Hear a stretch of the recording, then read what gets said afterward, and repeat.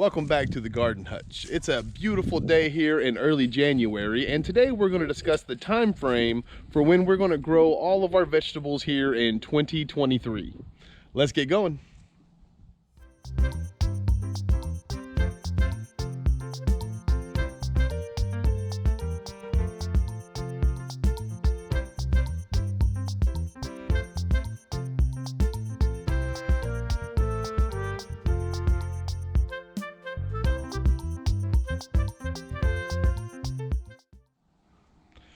Well, starting off here in 2023, our homestead is much more prepared going into the growing season than we were last year. At this point last year, we were just finishing up building all of our beds. We still had to add compost and get everything mixed up really well. So what I'd like to do, as I said earlier, we're just gonna kind of start from the beginning and work our way through the year. So let's go ahead and start with what we're gonna do in January. So beginning on the 14th, we're going to begin to plant what we call our spring salads.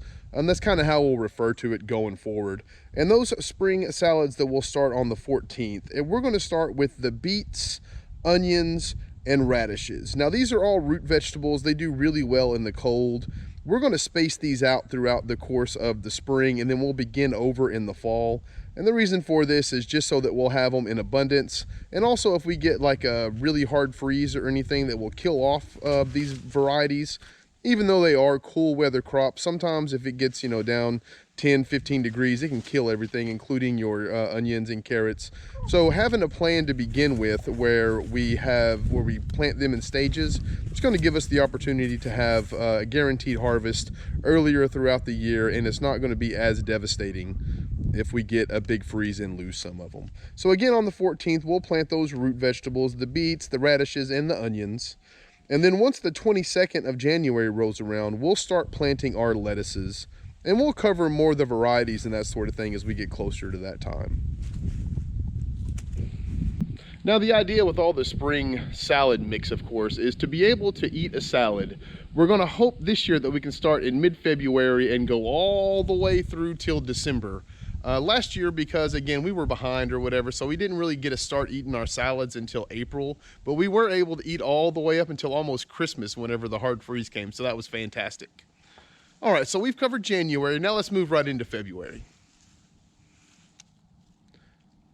So throughout the month of February, especially early February, we will also be planting more of the spring salad mixes. And then once we get to the 14th of February, it'll be time for us to put in our cabbages. Now going into the 2023 season, cabbages will be the only vegetable that we are not starting from seed. I haven't had much luck starting them in the greenhouse this year, so I'm going to try to put a little research in over the course of this year for next year. But going into it, I do have a good source of where I can find some organic cabbages, so I'm just going to buy them and save myself the headache to begin with. So I know February doesn't sound like it's going to be as busy, but trust me, whenever you start getting all the salads, because we do like to start some in the greenhouse and we like to direct sow some as well. And again, all that does is it sort of gives us a buffer in case we have some really cold days coming in. If it's going to get, in the teens or whatever, and we know that a lot of our greens are going to die, we can just simply take all the stuff that we've started in the greenhouse, bring it in over that evening, and then go out the next morning, take out the dead and plug in the new. So it works out really well. So that brings us to March, and March is when things start to really pick up a little bit. Just to reiterate, we will also continue growing our spring salad all the way through March. So I'm just going to throw that in here as a reminder. And then once we get to the 9th of March, we are going to start our spring potatoes. We're going to try something a little different this year. We're going to do 2 rounds of potatoes. We're going to do a spring and a fall potato planting. We're going to see if we can't get enough to last us throughout the year. And then once we hit the 15th of March is going to be a super busy time. It's time for us at that point to start a lot of our nightshade vegetables. That's going to be our ground cherries, our tomatoes, our peppers, the eggplants. And then we're also going to direct sow the sugar snap peas on March 15th directly in the ground. And those are going to be predominantly so that we can actually eat the plants. I actually tried some sweet pea plants, and they are delicious in salads. So what that'll do is that'll give us a bit of a variety heading into like April-ish or whatever, because by that point we'll have been eating our spring salads quite a bit, and it'll be time to where we're probably going to want something a little different in there with them. And once the 22nd of March hits, that's whenever we start a lot more of the greens that are going to be our summer greens. And our summer greens, we like to grow chard, kale. We'll also move on to some of our herbs. Those include parsley, basil, and dill. And again, those will be started in the greenhouse, and they'll be put out later in the summer. Well, as you can see, March is going to be really busy. That new greenhouse is going to come in handy when we have it, especially around March.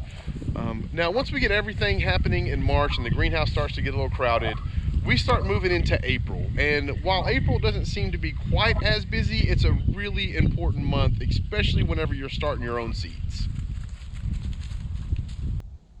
So a lot of what we're going to accomplish in April is going to be making sure that the seeds we started in March are well taken care of, fertilized, and getting strong and healthy to put in the ground in May. But there are a few key dates in April that I wanted to go over. April 20th in the greenhouse, along with everything else, it's going to be time for us to go ahead and start all of the squashes that we're going to grow our summer and winter. We will also start all of the melons that we're growing here on the homestead on the 20th of April. And then moving on towards the end of April, on the 27th is when we're going to put in our first round of summer plants direct sown, and that's when we're going to put our cucumbers in the ground. Now, I think it's important to point out cucumbers are a warm weather crop, and right now we have the 27th of April sort of circled on there.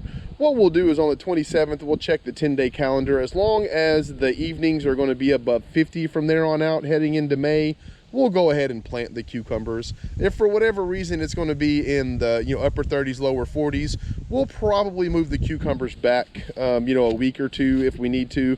They do really, really well in the warm. If you put them in whenever it's cold, you're not doing yourself any favors. You're probably going to end up with the same result anyway, because they'll be slow to germinate and slow to grow and that sort of thing. The other thing that we're going to do on the 27th is we're going to put the peas in the ground, and these pea plants we're going to put in the ground, we're going to want to eat the sweet pods off of them. And any of the beans that we're going to grow on the homestead, we're going to go ahead and put those in as well. So I think this year we're going to stick with the wax beans because they were delicious last year. Well, once May hits, that's whenever things really start to get busy in the actual garden part of it. Everything is going to be taken out on May 9th from the greenhouse and put in its permanent home in our gardens. Anything left to direct sow at that point will be put in, but everything should be done. So if it, like I said earlier, if for whatever reason there at the end of April, it looks like we're going to have lows in the 30s or 40s, we may push back planting or direct sowing like the cucumbers and such until then, but everything else should be started here. So we'll move everything out on the 9th into the actual gardens, their permanent spots.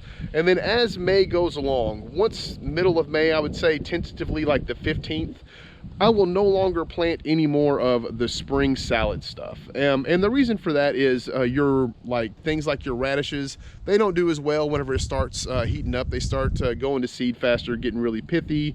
Your beets won't have time to mature before they'll go to seed. And your lettuce is going to start burning up in June. And then of course you take that in addition to the fact that you won't have to worry about the freezes coming through. So you're going to have a lot of salad. You'll probably be giving it away and needing to pull some out to make room for some of your summer vegetables. A few more things that I did want to point out.